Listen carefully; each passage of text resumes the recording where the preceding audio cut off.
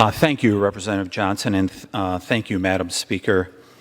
2 weeks ago, we were here and we heard about how President Biden was going to use every tool at his disposal, every tool to combat skyrocketing energy costs.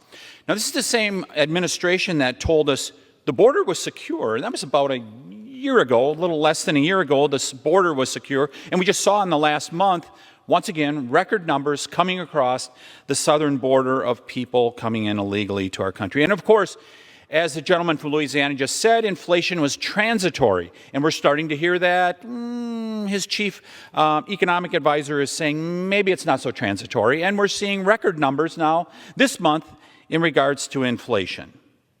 Well, it all started January 20th, 2021 with the shutdown of the Keystone Pipeline and all the other actions that were taken to limit production here in America. We saw it, but it's turning out to be a foreign policy disaster, the okay of the Nord Stream pipeline that's delivering natural gas to Western Europe, something the previous administration would never do. And this is all part of the green fantasy here in America that has become America's nightmare. Back at home, in my district, $2.85 a gallon to heat your home with propane right now.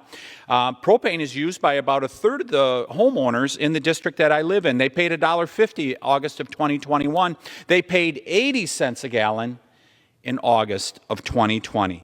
That's what they're facing. And President Biden came to my district right after the State of the Union speech, came to Superior, Wisconsin.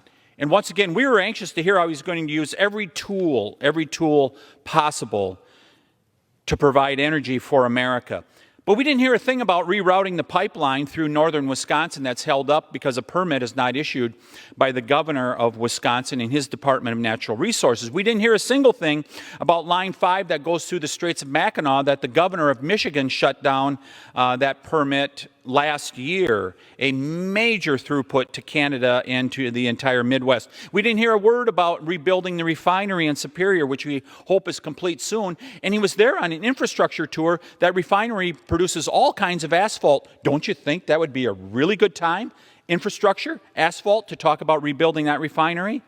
And finally, he didn't say a thing about a natural gas plant that is proposed for Superior, Wisconsin, nearly $1 billion investment to produce clean electricity with natural gas. And we didn't hear a word about producing more fertilizer for those farmers to grow our crops.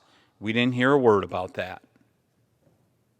This president does not understand security, job security, thousands of jobs. Two of the major pipeline manufacturers in the United States are right in Wisconsin. We didn't hear a thing about economic security, the inflation that is in part as a result of these increased energy costs, and we didn't hear a thing about national security. And that's what's at stake. The Biden administration has let us down on all three fronts: job security, economic security, and national security. I yield back.